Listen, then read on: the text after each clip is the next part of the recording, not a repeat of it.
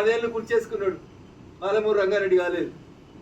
నేను పాలమూరు బిడ్డను, నల్లమల అడుగులకెళ్ళి వచ్చిన నేనే పాలమూరు రంగారెడ్డి కోసం కొట్లాడతా, నేను వెనుకడికి దీనికోసం చాలా కొట్లాడినా అని ప్రతిపక్ష నాయకుడిగా చెప్పిన నాయకునికి ఇలా ప్రజలు అవకాశం ఇచ్చారు ముఖ్యమంత్రిగా. మన అన్నొచ్చి కూడా 18 నెలలు అయింది. ఏం జరుగుతుందో మీరు అందరు చూస్తూ. ఏం మారిందంటే ఒకటి మాత్రం మారింది, సిద్దిపేటకి వెళ్ళి వచ్చినట్టుగా నేను చెప్పదలుచుకున్నాను. వాళ్ళు ఉన్నప్పుడు ఏం చేస్తున్నారంటే అన్న, సిద్దిపేట అర్బన్ డెవలప్మెంట్ అథారిటీ చూడా, సిరిసిల్ల అర్బన్ డెవలప్మెంట్ అథారిటీ చూడా, గజ్వేల్ అర్బన్ డెవలప్మెంట్ అథారిటీ గడ, ఈ మూడింటికే పైసలు పోతున్నాయి అన్న. ఆయన 1000 కోట్లు, ఈయన 1000 కోట్లు, ఈయన 2000 కోట్లు వేసుకుపోతున్నారు. ఒక్కటి మాత్రం చూసినాడు, ఒక్కరు కూడా 119 నియోజకవర్గాలకు ముఖ్యమంత్రి లాగా బిహేవ్ చేయలేదు. ఆఖరికి ఇప్పుడు వచ్చిన ముఖ్యమంత్రి రేవంత్ రెడ్డి గారు కూడా ఇప్పుడు కొత్తగా ఏమొచ్చిందన్న, 2 సుడాలు, ఒక గడావై కూడా వచ్చింది. కొడంగల్ అర్బన్ డెవలప్మెంట్ అథారిటీ వచ్చింది. నాకేం కోపం లేదు కొడంగల్ మీద, కొడంగల్కి పైసలు ఇస్తే నేను కోపానికి రాదలుచుకోలేదు. కానీ 119 నియోజకవర్గాలను కూడా గట్లే చూడాలని మేము అడుగుతున్నాం. గట్ల ఈ ముఖ్యమంత్రి గారు ముఖ్యమంత్రి అయినాక 5600 కోట్లు తెచ్చుకున్నాడు కొడంగల్కి. మెడికల్ కాలేజీలు వచ్చినాయి, నర్సింగ్ కాలేజీలు వచ్చినాయి. పోయినోడు ఏం తప్పు చేసిండో ఇప్పుడు వచ్చినోడు కూడా గదే చెప్తున్నాడు. గతకు మించి ఏం మారింది? ఇది నేను చెప్పలే, ఆయనే చెప్పాడు. ఏం మారింది? అందరూ అట్లే ఉన్నారు, ఒక 11 మంది మారినామని చెప్పి 3 రోజుల కిందనే చెప్పాడు. ఇలా 11 మంది మారి అందరూ అట్లే ఉన్నారు అన్నాడు. అందరు వాళ్ళు చేసినట్టే నువ్వు చెప్తున్నావు, నాకు దేర్ ఇస్ నో డిఫరెన్స్. అందుకనే వచ్చే ఎన్నికలు మాయి, భవిష్యత్తు మాది, వచ్చే అధికారం భారతీయ జనతా పార్టీది. తెలంగాణలో తెలుగుదేశాన్ని చూసిరు ప్రజలు, కాంగ్రెస్ని చూసిరు, ఉద్యమ పార్టీ చెప్పిన టీఆర్ఎస్ని చూసిరు. నరేంద్రుడి నాయకత్వంలో ఆ రోజు ఆ నరేంద్రుడు కలగని నా దేశం విశ్వగురువు కావాలంటే ఈ రోజు ఈ నరేంద్రుడు భారతదేశాన్ని విశ్వగురువుగా మలిచిండు. తెలంగాణ ప్రజలు కూడా ఆలోచిస్తూ ఉన్నారు.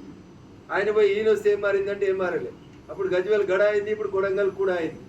ఇంతకు మించి కొత్తగా ఏం మారినట్టయితే నాకు కనబడతలేదు. పోనీ ఇప్పుడు రేవంత్ రెడ్డి గారు వచ్చిన తర్వాతనన్నా కొడంగల్ లిఫ్ట్ ఇరిగేషన్ పథకం అంటాడన్న, పని ముందుకు సాగుతలేదు. పాలమూరు రంగారెడ్డి అంటాడు 1/3 ఆఫ్ యువర్ టెన్యూర్ కంప్లీటెడ్. అయిపోయింది కదా, 5 ఏళ్ళ సగం 1/3 అయిపోయింది కదా. భూములు అయిన వాళ్ళకి నష్టపరిహారం లేదు, ప్రాజెక్ట్ లేదు.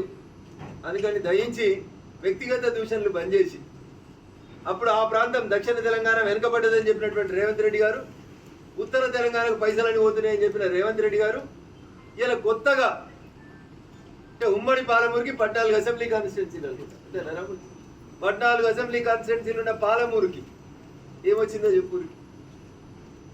ఆయన ఎంపీ ఉండి 5 ఏళ్ళు 5 పైసలు ఇవ్వలేదో ఉన్నారు.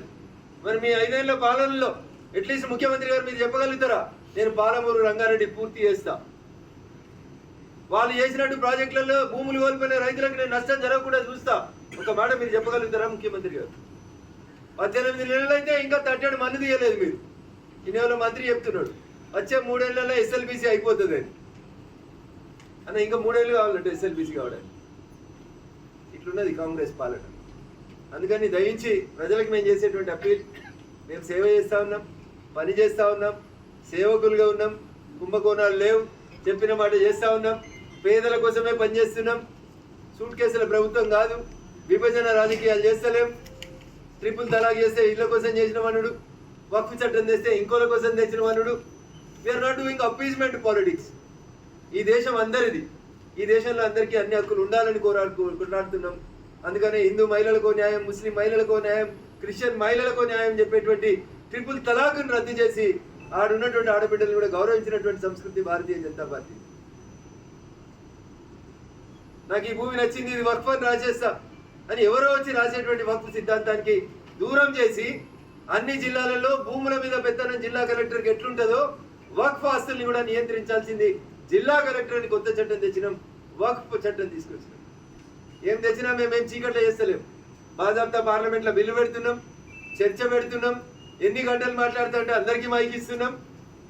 మేము ఎవరిలాగా ప్రిపేర్ ప్రిపేర్ అవుతున్నామని మేము మాట్లాడతలేము. Let the debate is open అని చెప్పినాం. లోక్సభలో రాత్రి 2:30 దాకా, రాజ్యసభలో 4 దాకా చర్చ జరిపినాం. పారదర్శకంగా ఉన్నాం. అంబేద్కర్ గారు రాసిన రాజ్యాంగాన్ని గౌరవిస్తూ ఉన్నాం. ప్రజలకి సుపరిపాలన అందిస్తూ ఉన్నాం.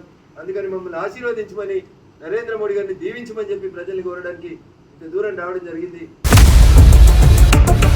ఇండియా పాకిస్తాన్ ఉద్రిక్తతలపై లేటెస్ట్ అప్డేట్స్ కోసం డౌన్లోడ్ చేసుకోండి RTV లైవ్ యాప్.